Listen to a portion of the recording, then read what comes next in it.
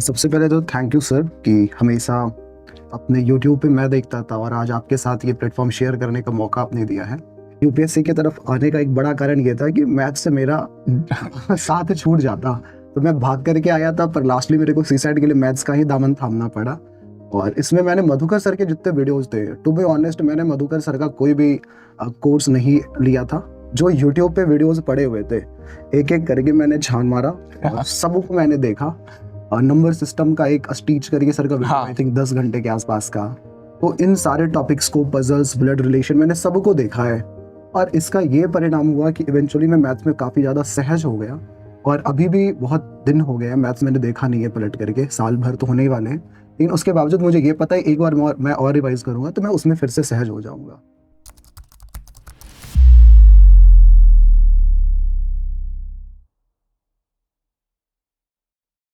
Good evening sir. Good evening भाई। आज तो मतलब मुझे लग नहीं रहा है कि समय मिला होगा अभी तक। लगातार फोन कॉल से लेकर सारी चीजों में व्यस्तता और ज्यादा बढ़ गई होगी। I am very sorry sir, but you are right कि बिल्कुल समय नहीं मिल पा रहा है। इनफैक्ट मैं अच्छे तरीके से अभी तक घर पे भी मम्मी पापा से बात नहीं कर पाया हूँ।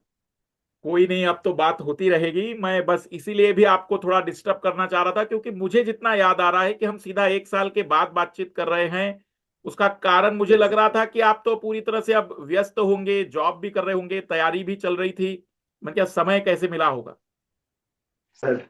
तो रवि, सबसे सरल शब्दों में मैं चाहूंगा कि देखो, हिंदी मीडियम में एक जो ऊर्जा आई है ना आज के दिन, वो सच में सर। अभूतपूर्व है। मैं सिंपल सा सवाल पूछूंगा। लास्ट ईयर हमारी जब मुलाकात हुई थी तो 182 और आज 20, इस जर्नी में सर। अब स्ट्रगल कितना रहा? क्योंकि अब मैं जितना जानता हूं कि जहां मेरा रोल था या जितनी मेरी भूमिका थी वो एक तरीके से कंप्लीट हो चुकी थी।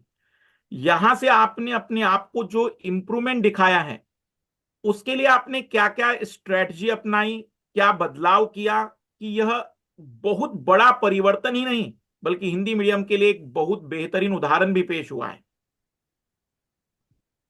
सर बेसिकली जो पिछले साल था और जो इस साल में मैंने परिवर्तन जस्ट खुद में सुधार किया है, वो जो मेरे पिछले साल की गलतियां थी, जैसे जीएस पेपर 3 और जीएस पेपर 4 मेरा पिछले साल बहुत अच्छा नहीं रहा था। ठीक है। तो मैंने इन दोनों सब्जेक्ट्स पे काम किया। और इनफैक्ट जीएस पेपर 4 में मेरे काफी कम मार्क्स आए थे, सिर्फ 96। लास्ट तो ईयर में। वो एक पैटर्न था जिसको आसानी से सुधारा जा सकता है। रिमेनिंग जीएस पेपर 1 2 या ऑप्शनल, इन सब में काफी अच्छे मार्क्स थे। बहुत तो बढ़िया। जिस पे जनरली जिस सब्जेक्ट में लोगों के ज्यादा मार्क्स आते हैं, जिस पेपर में, उसमें मेरे कम थे। तो इस कारण से मुझे उसको सुधार करने में या उसको इम्प्रूव करने में बहुत ज्यादा मेहनत नहीं करना पड़ा। बट हाँ, चूंकि मैंने प्रीलिम्स और मेंस के बीच मोर और ज्यादातर पढ़ाई की थी, तो इस बीच सर मैंने फुल डेडिकेशन के साथ तैयारी की। जो भी पुरानी पढ़ी हुई चीजें थी, उसको मैंने अच्छे से रिवाइज किया। बट सर अगेन मैं यही कहना चाहूंगा कि बहुत ज्यादा मुझे एक्स्ट्रा नहीं करना पड़ा, और मैंने कोशिश भी नहीं की। जो पिछले बार मेरा था, चीजें कंसोलिडेट करनी थी, सिर्फ रिवीजन करना था, बहुत करंट बढ़िया। अफेयर्स को update करना था। अ, के बाद राइटिंग प्रैक्टिस चूंकि 2024 वाले मेंस में काफी हो चुकी थी, तो इस बार सिर्फ उसको एक तरह से पुनर्जीवित जैसा करना था, या फिर से प्रैक्टिस कर लेनी थी थोड़ी बहुत। इवन इंटरव्यू में भी मैंने बहुत ज्यादा मेहनत इस बार नहीं किया, बिकॉज एक तो मैं ट्रेनिंग पे था, तो वहाँ टाइम कम वैसे भी मिलता है। बिल्कुल बिल्कुल। और दूसरे तरफ मुझे पता था कि मेरा डैप क्या है, उसको सिर्फ एक बार देखना है, और जो करंट अफेयर्स थे उसको अपडेट करना है। और मुझे लगता है ये सारी तैयारी किसी एक दिन का या एक महीने की मेहनत का परिणाम नहीं होता है। आप जो सालों से करते आ रहे होते हैं, वो समग्र रूप से अभिव्यक्त होता है इस परीक्षा के दौरान। बिल्कुल बिल्कुल, तो ये कुल तो मिलाकर सर मैंने बिल यही किया। हाँ हाँ, नहीं नहीं, मतलब एक बड़ा परिवर्तन जो केवल रिजल्ट का नहीं है। आपने एक जो बड़ी बात कही है कि ये जो आज रिजल्ट दिख रहा है, ये एक लंबे समय की तपस्या, एक लंबे समय का जो लगातार मेहनत थी, उसका एक परिणाम है। बिल्कुल सर। चूंकि ये मेरा 5वां अटेम्प्ट था, चौथे में मेरा सिलेक्शन हो चुका था। उससे कुछ समय पहले ही मेरा बीपीएससी में भी सिलेक्शन हो चुका था। तो ये देखने के लिए 3 लगातार परिणाम देखने को मिलते हैं, किंतु मेरी तैयारी कहीं ना कहीं 2021 से शुरू हो चुकी थी। क्या बात है। तो इस उस पूरे अवधि के दौरान 2023 तक जो मुझे विफलताएं हाथ में लगी, तो उस विफलता से संघर्ष करते हुए मैंने जो सीखा या खुद में जो लगातार सुधार करता रहा, उन सबका परिणाम ये हुआ कि पिछले 2 वर्षों में या लगभग 2 वर्षों में 3 परीक्षाएं मेरी क्लियर लगातार होती गई। तो मेरा सर यही मानना है कि सफलता शॉर्ट टर्म में नहीं आता है। उसके लिए हमें एक सही स्ट्रेटजी के साथ हार्ड वर्क और एक सही मार्ग अपनाना चाहिए। क्या बात है, क्या बात है। अभी मैं चाहूंगा कि माता जी अभी है ही नहीं बिल्कुल साथ में आपके।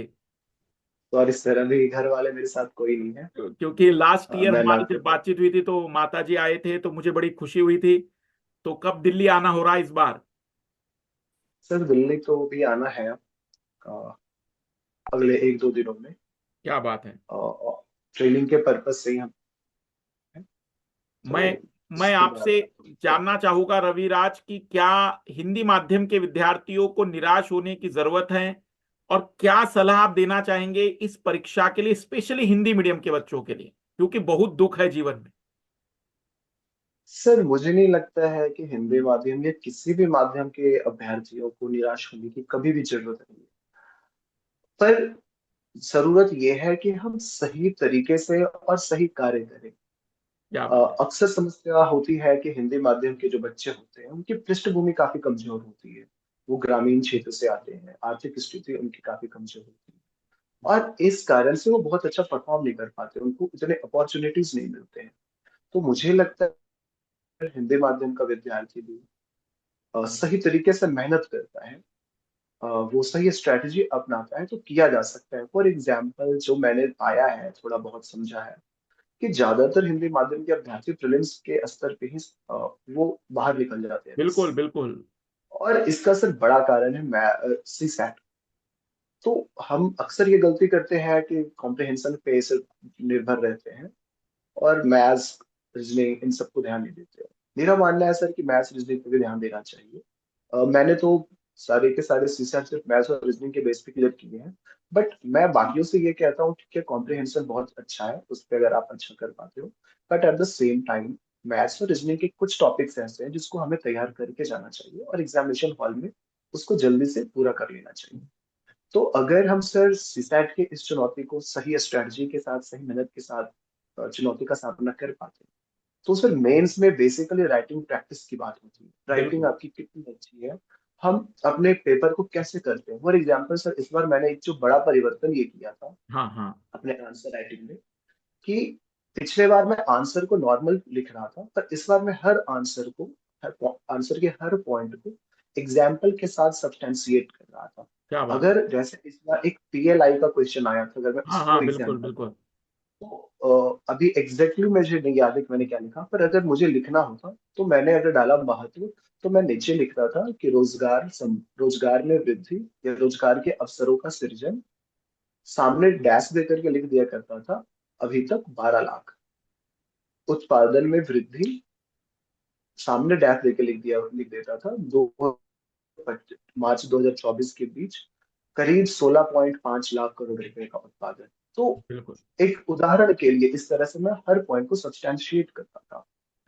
तो अगर से हम स्ट्रेटजी बनाते हैं, अपनी भाषा को सरल रखते हैं, अपने बेस को मजबूत रखते हैं, चीजों को पढ़ने समझने पर बल देते हैं, तो मुझे लगता है मेंस में चुनौती बहुत ज्यादा नहीं रहती है।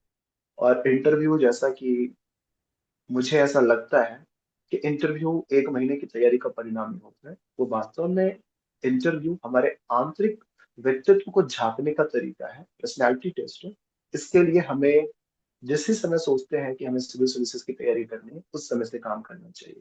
इस क्रम में अपने बातचीत करने के तरीके, भाषा के स्तर पे खुद को हमेशा और हमेशा निखारते रहने की कोशिश करनी चाहिए। बिल्कुल। बाकी रविराज अभी मुझे बताए कि ट्रेनिंग कैसे चल रही है। सर ट्रेनिंग अच्छी चल रही है, काफी अच्छी चल रही मतलब है। यहाँ वहां एक बहुत अलग सारे। अलग एक माहौल वो भी होगा अभी इस समय। हाँ सर बिल्कुल।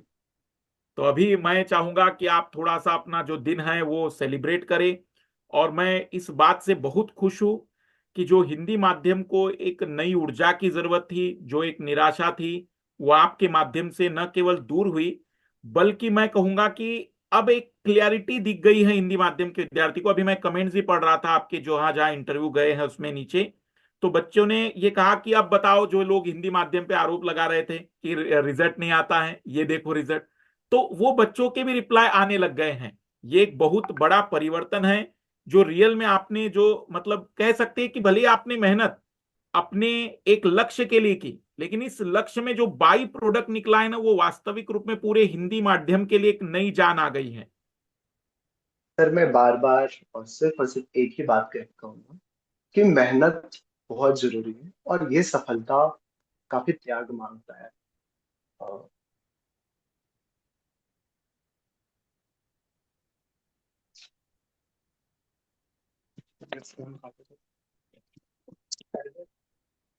हेलो। हाँ हाँ, मैं सुन पा रहा हूँ।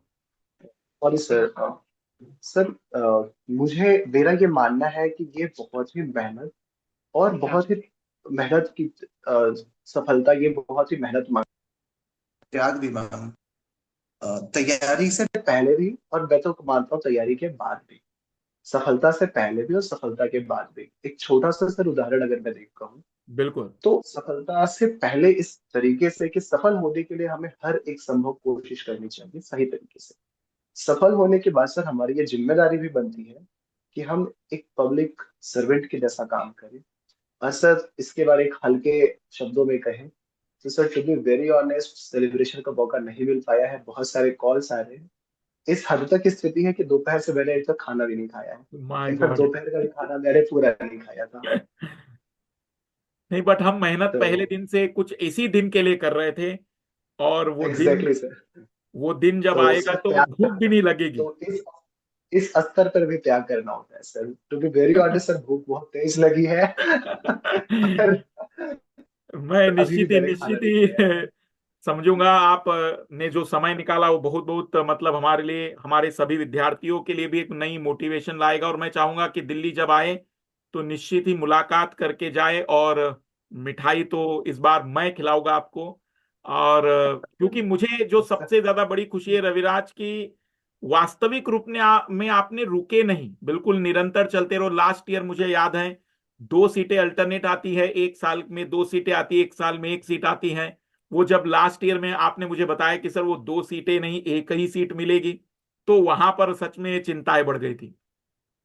4 साल सर 2 सीटें आती है और 5वें साल एक आती है, जो मैं जानता हूँ।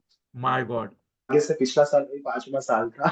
तो सर मैंने खुद को पर सरेंडर नहीं किया। मैंने जो मेरा लक्ष्य था उसके प्रति मैं अग्रसर रहा। और मैं चाहूंगा अंतिम रूप अभी से, क्योंकि देखो आपके सफलता के पीछे सबसे ज्यादा जो हाथ है, तो मैंने महसूस किया है आपके माता पिता का।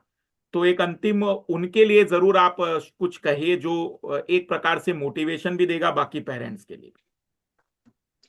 सर, ज्यादा कहना मुझे लगता है कि चीजों को छोटा करके दिखाना होगा। मुझे ऐसा लगता है कि मेरी सफलता ज्यादा नहीं बल्कि पूरी तरह से मेरे माता पिता के कारण है। अ, पूरी मेहनत उनकी थी, पूरा त्याग उनका था, बलिदान उनका था। बस माध्यम मैं बना। तो ये सफलता वास्तविक रूप में मेरी नहीं बल्कि मेरे माता पिता की। अ, अगर उनके लिए कुछ कहना है सर, तो एक शेर मैं पढ़ना चाहूंगा बिल्कुल बिल्कुल।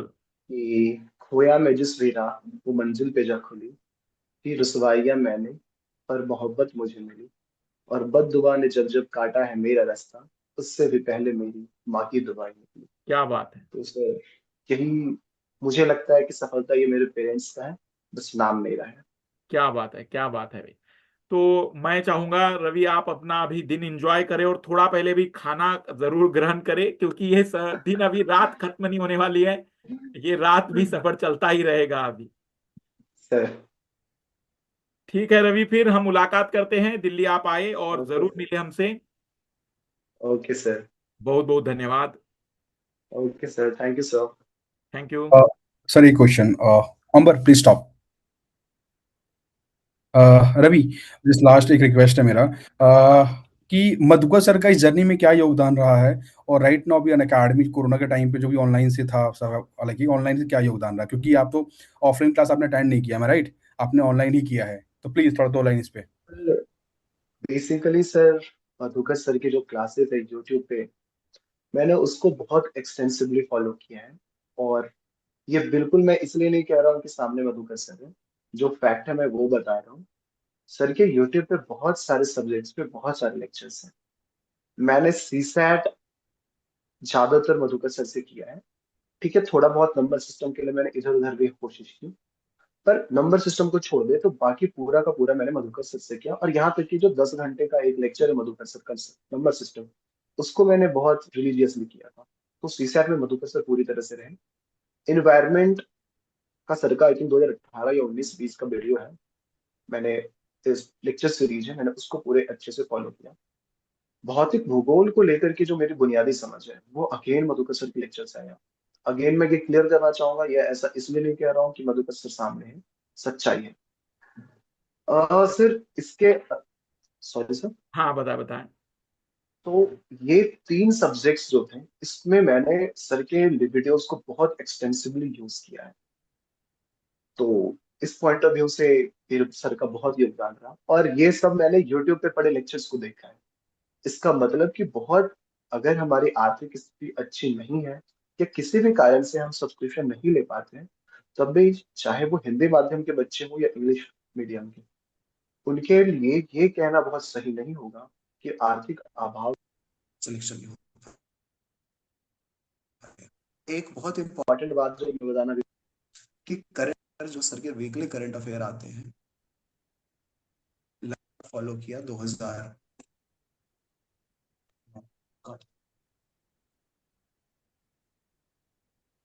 हेलो। हाँ हाँ हाँ, अब आवाज आ रही, हेलो। अब आवाज आ रही है रवि। हेलो। हाँ सॉरी साहब। तो हाँ करंट अफेयर को मैंने बहुत फॉलो किया, जो वीकली करंट अफेयर होते हैं, उससे भी काफी मदद मिली। पर मूल रूप से मैं चाहूंगा कि सीसैट जैसे सब्जेक्ट्स में कब सर बहुत भूमिका रहा। मंगेश, हाँ मंगेश पहले काट दे। सॉरी सर, बहुत फोन आ रहे हैं तो फिर कोई बात कोई हो नहीं कोई पा रही बात है नहीं, वो। कोई बात नहीं, मतलब हर मैं फोन। धन्यवाद कहूंगा। देखो, मैं रवि इसलिए भी थोड़ा हिचकिचाता हूँ इन चीजों में, क्योंकि आप जानते भी है कि वास्तविक रूप में मैं ये क्लियरली मानता हूँ, मेरा विश्वास है 99% पूरा योगदान हमेशा विद्यार्थी का होता है। टीचर केवल और केवल 1% या उससे भी कम रोल कहूँ तो भी कोई गलत नहीं होगा। तो मैं पुनः आपको बहुत बहुत धन्यवाद दूंगा कि आप फिर भी मतलब इतने विनम्र होकर जो स्वीकार करते हैं, ये बहुत बड़ी बात होती है रवि। Thank you sir. चलेगा रवि, आप थोड़ा सा रिलैक्स हो जाओ, फिर हम मुलाकात करेंगे इस बार अब दिल्ली में। Okay sir, thank you sir, bye. Thank you thank you thank you very much. So finally आप सभी लोगों को एक न केवल ऊर्जाएं मिली होगी, बल्कि आपको ये स्पष्ट हो गया होगा कि यदि हम मेहनत करते हैं, निरंतर अपने लक्ष्य की ओर आगे बढ़ते हैं, तो आपको परिणाम मिलता ही है। साथ ही साथ कई लोगों को ये जो बार बार रहता है ना कि मैं, मेरा विद्यार्थी, मैं आपको ये कहना चाहूंगा कि वास्तविक रूप में मेरा आज भी यही मानना है कि किसी भी विद्यार्थी के सिलेक्शन में 99.9% योगदान केवल उसका अपना खुद का होता है। फिर उसके जो शिक्षक होते हैं या उसके जो मदद करने वाले लोग होते हैं, पेरेंट्स का योगदान बिल्कुल अब मैं कहूंगा कि ज्यादा रहेगा उस विद्यार्थी के जीवन में। लेकिन बाकी लोगों का योगदान मेरा मानना है कि उतना ज्यादा बड़ा नहीं होता है। तो आज जो हमारी रविराज से बातचीत हुई, उसमें एक और बात बड़ी क्लियर हुई कि व्यक्ति सिलेक्शन के बाद भी विनम्र रहे। आप लोगों से भी हमारी यही उम्मीद है कि आप भी इसी विनम्रता के साथ अपने सफलता को हासिल करें। और यदि आप लोग हमारी टीम से जुड़ना चाहते हैं, क्योंकि अब एक बात बहुत स्पष्ट हो चुकी है कि अनअकैडमी ने पिछले 7 साल से लगातार न केवल कंसिस्टेंटली टीम को मेंटेन रखा है, बल्कि विद्यार्थियों को ऑनलाइन के माध्यम से सबसे best quality content affordable price में उपलब्ध कराया है। आप स्क्रीन पर इस समय रिजल्ट देख सकते हैं। 10 में से टॉप 8 स्टूडेंट अनअकैडमी प्लेटफॉर्म के हैं। First rank Unacademy plus subscriber हैं, जिन्होंने प्लस सब्सक्रिप्शन लिया हुआ था। ये बहुत बड़ी बात हो जाती है, खास करके तब जब लोगों के मन में भ्रम होते हैं कि प्लस सब्सक्रिप्शन या ऑनलाइन के सब्सक्रिप्शन से क्या होगा। हिंदी मीडियम की फर्स्ट रैंक भी इस बार अनअकैडमी प्लस सब्सक्रिप्शन के माध्यम से ही रही है। मैं ये मान के चल रहा हूं कि आप लोग अपनी सही क्षमताओं को पहचानें और सही जगह पर तैयारी की शुरुआत करें, क्योंकि अब ये बात बड़ी स्पष्ट रूप से है, क्योंकि ये रिजल्ट एक साल का नहीं है। 2021 से लगातार अनअकैडमी अपना बेस्ट देते चली आ रही है और इस बार जो रिजल्ट है वह लगभग 50% से ज्यादा रिजल्ट, और उसमें भी आपको मैं एक बड़ी बात बताऊं कि 2700 बच्चों ने इंटरव्यू दिया था, उसमें से 2000 से ज्यादा विद्यार्थी अनअकैडमी प्लेटफॉर्म से जुड़े हुए रहे हैं। बाकी यदि आप हमारी टीम के साथ संपर्क करना चाहते हैं तो ऊपर जो अभी आपको नंबर दिख रहा होगा, मेरी स्क्रीन पर जो नंबर दिख रहा होगा, ये मेरी पर्सनल टीम का नंबर है। हर तरीके से आपकी ये हर संभव मदद करती है। किसी भी प्रकार की प्रॉब्लम यदि आपको आ रही हो तैयारी को लेकर भी, तो ये वहां पर भी आपको गाइड करने में पूरा प्रयास करती है।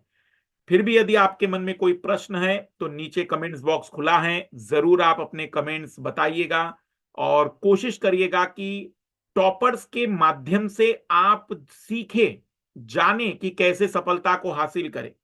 लेकिन उन्होंने जो रास्ता अपनाया हूबहू वही रास्ता आपके लिए जरूरी नहीं है कि सही होगा। आप अपनी क्षमताएं, अपने प्लस अपने माइनस पॉइंट दोनों ध्यान में रखते हुए अपना एक नया रास्ता जरूर बनाएं। उनके अनुभव से, उनके रिजल्ट से आप ये जरूर सीख सकते हैं कि हमें अपनी कठिनाइयों का सामना कैसे करना है। तो ज्यादा जरूरी है कि इस समय आप अगर अपने सेल्फ कंट्रोल को बेहतर तरीके से निखार सकते हैं, आत्मनियंत्रण अपने ऊपर हासिल करके अपने लक्ष्य के लिए प्रयास कर सकते हैं, तो एक सुनहरा मौका है। मिस मत करिए और शुरुआत करिए हमारे साथ 2027-28 की जर्नी, ताकि आप भी इस परिणाम को हासिल कर सके। सभी को पुनः best of luck. Bye. Let's crack it.